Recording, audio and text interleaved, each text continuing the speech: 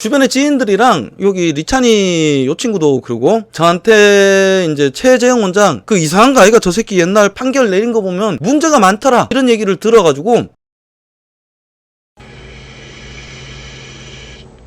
그게 뭔데 이라고 보니까 요 친구 얘기를 많이 하더라고요. 청년 스피릿 어떤 보수 청년이에요. 저 뭐 요 친구 한 다리 건너서 아는 친구예요. 저는 잘 몰라요. 그리고 요 친구가 제 처음에 유튜브 시작할 때 제 인트로도 보고 이제 칭찬을 했다는 얘기도 들었어요. 미안하다 친구야. 동생이니까 내가 말 그냥 깎게. 청년 스피릿 이 친구 뭐 잘 되길 응원합니다. 그래서 심하게 쌍욕하고 막 그러지는 않을 거예요. 잘 되길 빕니다. 지금 64,000명인데 요 친구가 최재형 그는 누군가 요게 좀 떴었나봐요. 조회수는 별로 안 됐는데 요 내용에 대해서 한번 달아볼까 합니다. 요거를 원래는 좀 준비를 해서 할까 하는데 그냥 빨리 보니까 유튜브는 잘 만들고 정확하고 이런 거 필요 없어. 시기 맞춰서 최대한 빨리 내는 게 중요한 것 같습니다. 어쨌든 요거 지금 보면서 제가 간단히 설명을 드릴게요. 요거 사람들이 잘못 알고 있다. 오해다. 그리고 얘도 좀 새끼야 네 유튜브 씨발 6만 명을 갖고 있으면서 그따로 해설을 하면 어떡해. 사람들이 헷갈리잖아. 너 때문에 구독자들이 창피당한다니까. 그리고 무엇보다 네가 누구를 지지하는지 모르겠지만 최재형 원장도 지금 이미 보수의 일원이 된 거 아니야.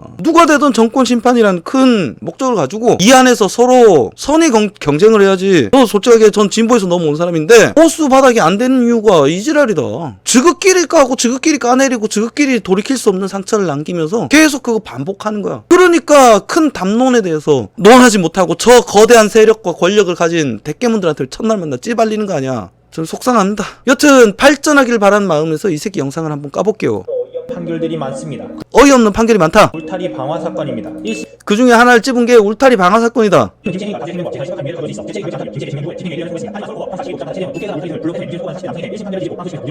이 얘기는 뭐냐? 그 1심에서 그 징역 6개월 이렇게 받은 방화범을 가지고 2심에서 최재형이 무죄를 때렸다 이거야.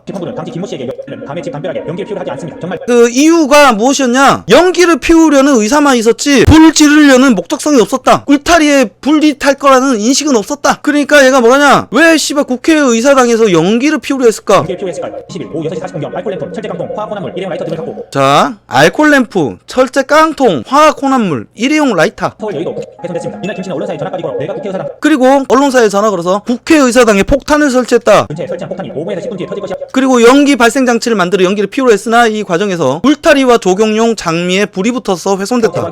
조경용 장미 등을 훼손한 하지만 최재형이 울타리 근처에 싸제 연기 발생기를 설치해서 싸제 연기 발생기, 울타리와 조경 등의 장미를 훼손한 혐의로 기소된 저 양반에게 무죄를 선고했다. 혐의로 기소된 김씨에게 설치에 터뜨린다는 인식과 의사가 있었을 뿐이다 사회의 관심을 끌기 위해서 스모그 폭탄 라고 설명했습니다. 이어 재판부는 피고인에게 알코올램프에 불을 붙여 화학혼합물을 가열한 행위로 국회의사당 새 울타리 등이 타서 없어지리라 불낼 의사가 없었다. 하는 인식이 있었다고.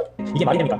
이게 말이 되냐? 다 타서 없어지지 않으니까 무죄라는데 말이 되냐? 이거는 자신만의 억측이지. 타서 없어지지 않았으니까 무죄라는 것이 아니라 목적성이 없었다라는 거야. 목적성. 모든 범죄에는 고의성, 목적성이 굉장히 중요합니다. 제목부터 얘는 지금 방화 고의범에게 무죄를 때렸다 라고 이제 프레임을 잡았는데 그게 잘못됐다. 깡통을 왜 갖고 왔느냐? 그리고 특수 혼합 액체를 왜 갖고 왔느냐? 여기에 주목을 해야 된다. 준비물에 연기를 일으키는 연기 발생기라고 그러잖아. 재판부가 바보나 검찰이 바보나 봤을 때 깡통으로 깡통 안에 알코올램프 넣었다고 우리 충분히 추론할 수 있잖아요. 보지 않아도. 여기에 특수한 액체 그거를 불태워서 연기를 냈을 것이다. 깡통을 왜 갖고 왔냐? 불이 번지지 않게 하기 위해서. 보통 그렇게 추론하는 것이 맞잖아. 왜 아예 아니라는 선입견을 갖고 보니까 이런 억측들이 나오는 거야. 타서 없어지지 않았으니까 무죄다. 이거는 너의 뇌피셜이야. 제가 라이터를 가지고 지나가다가 아무 차에 그 뇌피셜을 가지고 마구마구 한쪽으로 확장돼서 가는 거지. 편향돼서. 잘못된 주장을 하는 사람들은 요런 습관을 가지고 있다. 항상 의심해야 돼. 내가 생각하고 있는, 내가 인지하고 있는 것이 사실에 부합하는가, 객관적인가. 차량에 라이터 불로 태웠는데 차량 훼손을 했으나 타서 없어지지 않았다면 무죄라는 겁니까? 그건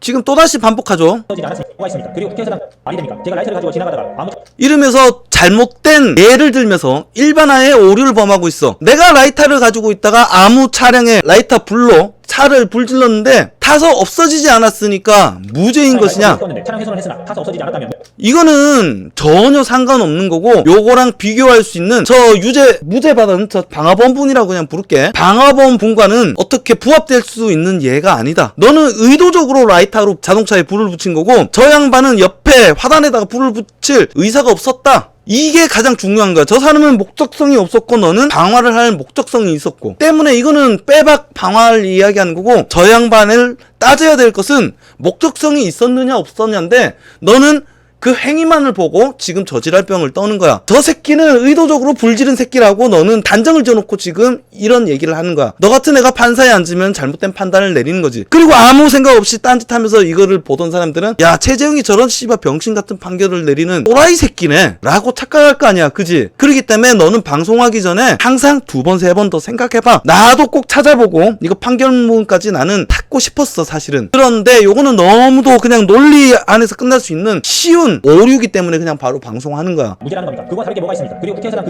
그거랑 다를 거는 졸라게 많다. 폭탄을 설치했고 곧 터진다고 거짓 제보까지 한 사람인데 이런 자, 국회에다가 전화를 해서 협박을 했다. 곧 폭탄이 터지겠다고 거짓말까지 한 사람한테 무죄 판결을 내렸다는 게 결격 사유가 있었다고밖에 보여지지. 말이 되냐 이거야. 너는 판사로서 결격 사유가 있다 보여진다. 너는 지금 법리를 모른다고 치더라도 조금만 찾아보면 분명히 알 수 있어. 법은 있지. 만약에 내가 어떤 여자애한테 사기를 쳤고 얘를 명예훼손을 했어. 그러면은 내가 사기에 대한 판결을 받는 데 있어서 내가 얘를 명예훼손을 했는지 여부가 사기죄 성립에 어떤 구성 여건이 되느냐? 아무런 관계가 없다. 사기죄와 명예훼손죄는 전혀 상관없는 죄야. 다시 저 얘기로 돌아왔을 때 방화죄와 허위, 이건 뭐라고 그래야지? 협박, 공갈협박이지. 공갈협박과 방화죄는 별개의 문제다.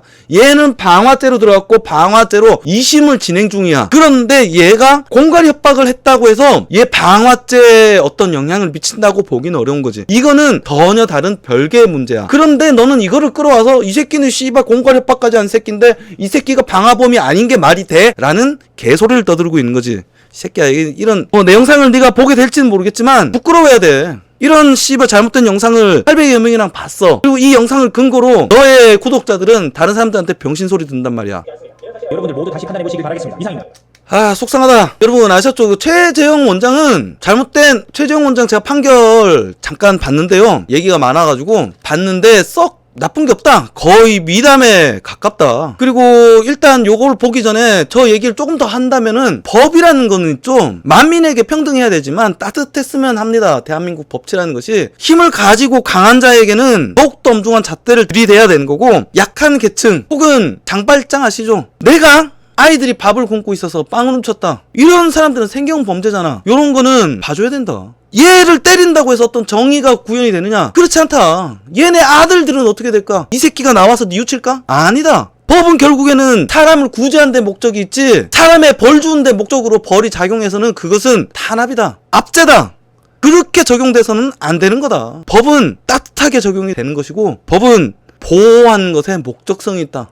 구제하는 것에 목적성을 둬야지 벌을 준 데 목적을 두어서는 안 된다. 그런데 저 사람이 1심을 받았고 저 사람이 방화를 치는 목적에 대해서 우리는 또다시 집중을 해봐야 됩니다. 저 사람이 돈이 있고 이런 사람이 관심을 끌기 위해서, 연기를 피우기 위해서 불을 질렀을까? 아니다. 절박한 사람일 것이다. 일형을 심판을 받고서 이걸 어떻게 법으로도 해결할 수 없고 내가 어떤 지식도 없으며 이거를 벌금 내고 혹은 변호사를 구할 돈조차 없으니까 사람들에게 호소를 하기 위해서 내가 얘기한들 아무도 안 들어주고 법도 족도 모르니까 이슈화를 만들려고 사건을 저지르는 거다. 그렇다면 저 사람은 사회 소외 계층일 가능성이 높지 않느냐 이거예요. 이런 판결은 저는 오히려 칭찬받아야 되는 판결이다 라고 생각합니다. 대한민국 법이 족같은 이유가 힘있고 돈있고 잘 아는 새끼들한테는 졸라게 느슨하다. 그 내용 아시죠? 라면 2박스 훔치고 2년 징역 가고 몇천억 해쳐먹고 그냥 풀려나고. 물론 그 새끼가 졸라 재범이긴 합니다. 법이 이런 식으로 적용이 되면 안 된다. 법에도 눈은 필요하고 배려는 필요하다. 저는 그렇게 봅니다. 그 얘기 나온 김에 최재형 전 판결들에 대해서 대충 짚어보고, 오늘 시간이 벌써 이렇게 깊어졌네. 내일 어디 가야 되니까 제가 요거까지만 하고서 노가리 조금 까다 방송을 끌까 합니다. 이따가 인사하게 되더라도 나가지 말고 계세요. 잠깐 노가리 까다가 방송 끌 테니까 아시겠죠? 자, 법관 시절 판결과 일화로 본 최재형 검사원장 후보자. 중간 과정은 안 읽을게요. 자, 법관재직 윤필중 사건 판결. 군사 쿠데타 혐의로 징역형을 받은 전 군 장성 재심 사건에서 강압수사로 인해 허위 자백을 인정해 38년 만에 판결을 뒤집었다. 부대 운영비를 횡령하고 허가 없이 총기를 소지한 혐의 징역 12년. 긴데 이게 좀 요러한 혐의로 인해서 군사 쿠데타 혐의를 뒤집어 씌웠다라고 유추할 수 있겠죠. 윤 전 군장을 비롯해 관련자 진술은 모두 육군 보안사령부 수사관들의 고문과 협박 회유 등으로 작성된 사실이 인정된다. 나무위키. 자, 5.16 군사정변 이래 박정희가 졸라게 신뢰했던 군부 인사다. 수도 경비 사령관으로 부임했다. 김재규가 경쟁자로 뜨자 윤필용을 견제하기 위해서 야 얘를 사찰했구나. 김재규가 박정희를 쏴 죽였지만 그래서 좌파는 졸라 의인이라고 생각하지만 결국엔 사람은 비슷하다. 완전한 선인도 없고 완전한 악인도 없다. 아, 이 사건에 대해서는 제가 몰랐는데 알게 됐네. 통신 감청도 실시했다. 박정희 제가 없이 김재규가 단독 행동을 벌였기 때문에 윗선에 보고하자 김재규가 실각을 했다. 그리고 이우락한테 야 이래서 뒤졌구나. 박정희가 노쇠했으니까 이만 물러나고 이우락이 네가 돼야 된다. 요 얘기했다가 이제 좆됐구나. 얼마 뒤 박정희가 골프장에서 한간에 내 후계자 소문이 도는데 자넨 누군지 아나? 요 지랄하면서 전부 다 숙청됐다. 충분히 유추할 수 있는 이야기죠. 군부 정권 때 무슨 일개 군 사단장이 할 수 있지. 할 수 있지. 가능하지. 그런데 요렇게 스토리가 쫙 나오잖아. 이 상식적이다. 어떤 행동을 했던 것이 아니라 얘들이 먼저 들이닥쳐서 얘를 체포해서 조사를 했다. 그러니까 쿠데타는 없었던 것이다. 뒤집어 씌웠다고 보는 것이 좀 더 상식에 가깝다. 그리고 재판 관련 사과 발언. 누명 썼던 간첩 누명 쓴 제일동포. 야 이거 나중에 한번 다뤄볼까 하는데 자인이지에 대해서 요거 사과해야지. 참 어떻게 보면 보수 쪽 사람들은 싫어할 수도 있겠다. 이 사람은 어떻게 보면 진보 쪽 인사들이 더욱더 좋아할 만한 인물이다. 재판부를 당시 진실을 제대로 밝히지 못한 점에 대해 사법부에 몸담은 사람으로서 죄송하다. 야 이거 멋있잖아요. 멋있다. 그리고 2011년 아들과 사위를 현직 검사로 둔 무역업체 대표로부터 수백억대 사기 혐의 등으로 실형을 선고했다. 검사 지방 분쟁 사건. 여기서 분명히 제가 옛날에 저희 부동산 할 때 사이즈가 좀 크고 이러면은 여러분 관 변호사 아시죠? 관 변호사를 씁니다. 큰 로펌 같은 데 가면 의리의리해요. 회의실 막 영화 보면 찡 하면 쫙 내려오고 막 그 회장님 그 탁자 있잖아. 쫙 임원들 의자 딱 거기 앉아가지고 맞은편에 이제 걔들이 딱 앉아서 이제 설명을 합니다. 브리핑을 하는데 관 변호사가 가격이 정해져 있어요. 검사 출신은 5천에서 7천, 판사 출신은 7천에서 억 그 위로 쭉쭉. 그리고 사건 사이즈에 따라서 금액이 천차만별이다. 그러면 무엇을 하느냐? 우리가 여기 판결 내릴 배정받은 판사가 누구고 변호사가 누구고 검사가 누구고 라인을 따서 만약에 검사 출신 검사 부장 출신 요런 변호사를 거기다 꼽는 거야. 얘랑 같이 근무했거나 얘랑 학교 선후배 되는 라인 따는 애를 여기다 꼽아 넣는 거야. 그러면은 얘가 받은 7천만 원 만약에 검사 출신이다. 7천만 원이면 얘 혼자 다 처먹을까? 아니다. 얘가 좀 더 느슨하게 빠져나가게끔 수사 공판검사를 그래요. 법정에서 이제 서는 검사를 걔한테 좀 어버버하게 병신처럼 군용을 만들게끔 회유를 하겠지. 돈을 같이 주고. 왜냐하면 그럴 수 있는 사이에 라인에 변호사를 꼽아 넣으니까 야 내 건데 씨발 좀 이기게 해줘. 너 돈 좀 줄게. 이 용돈이야. 이게 바로 문재인 정권이 얘기하던 그 사법 적폐며 어떤 관 변호사 그리고 어떤 관례 잘못된 관례죠. 그런데 얘 최 후보자한테 수백억대 사기 혐의로 실형이 떨어지는 예였는데 입질이 오지 않았을까? 판사 출신 변호사 썼겠지. 그런 로펌에 갖고 애들 줄대지 않았을까? 그런데도 불구하고 실형을 때렸다. 보통 몇백억대 이렇게 하면 잘 안 터진단 말이야. 이런 사이즈 큰 애들은. 다시 말하지만 대한민국 법이 족같은 게 큰 물고기든 다 빠져나가는 촘촘한 그물이다 이거야. 우리 같은 피라미드 서민들만 졸라게 잡아족지는 이게 잘못된 법이다. 여튼 얘는 최재형은 이런 거 보면 청년 결백하다. 그죠? 그리고 국회 울타리 훼손 관련 판결. 요거는 아까 청년 스피릿 저 청년을 까면서 제가 얘기를 했죠. 그렇기 때문에 이건 그냥 넘어가겠습니다. 이것도 문제가 안 된다. 잘 때린 판결이다. 그리고 월북 제대군인 판결. 국가기밀을 북한에 빼돌리고 월북을 권유한 제대군인에 대해서 중형을 내리기로 했다. 야 이게 보수지. 안 그렇습니까? 그리고 우리나라 국보법이 잘못된 게 왜 씨발 북한 간첩에 대해서만 때리냔 말이야. 대한민국에는 외국 간첩들이 전 판치고 다닌다고 봅니다. 그 모든 간첩 새끼들이 우리 국회의원이라든지 막 이런 데 붙어가지고 로비하고 지랄병 떠는 거 아니야. 우리나라에는 미국 간첩도 있고 일본 간첩도 있고 중국 간첩도 있고 이스라엘 간첩도 있고 각색의 간첩들이 우리나라에 활개를 치고 다닐 것이다. 저는 국가보안법을 좀 더 확대해야 된다고 봅니다. 다듬고. 그래서 국익을 훼손하는 모든 새끼들을 다 잡아 족쳐야 된다고. 저는 그렇게 생각해요. 그런데 최재형이 군사기밀을 북으로 넘긴 이적 행위를 한 제대 군인에게 중형을 내렸다. 잘했다. 그리고 동료 업어서 출퇴근. 최 후보자는 사법연수원 시절 다리를 쓰지 못하는 동료를 2년간 업어서 출퇴근시킨 등 선행을 실천한 일화. 자녀와 함께 최근 13개 구호단체 4천여만원 기부. 그리고 3대가 해군 집안이다. 해군 중위로 군 복무를 지도 마쳤고 집안 아버지 할아버지까지 전부 다 아버지는 거기다가 돌아가셨죠 이번에. 참전 용사시고 군대 집안이다. 저는 윤석열을 지지하는 사람이긴 하지만 최재형 훌륭하다.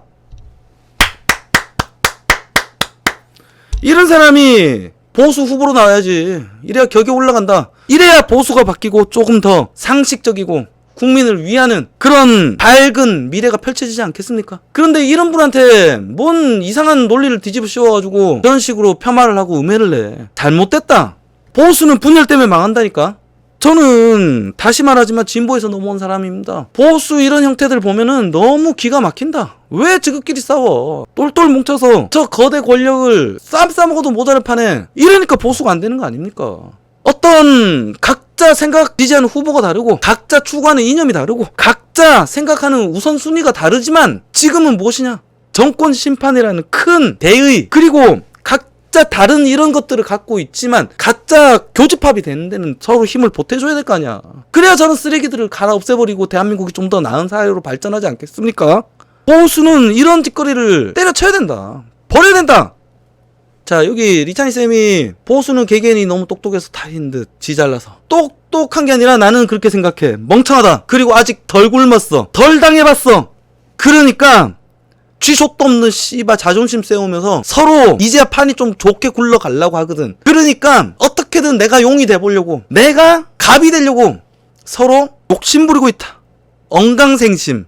뭉치고 모두 규합하고 이끌어 나가며 쟁취하는 것이 똑똑한 것이지 4분 온열돼서 비리비리하게 첫날 만나 찌 발리는 게 똑똑하다는 데는 난 동의할 수가 없어. 여튼 아직까지 좋아요와 구독 없이 이 영상을 시청하고 계신 시청자분들이 계신다면 이 영상이 조금 더 많은 분들께 노출될 수 있게끔 좋아요와 구독 부탁드리겠습니다. 오늘 준비한 영상 요쯤에서 마치고 이번 주말도 시원하고 즐겁게 보내시길 빌겠습니다.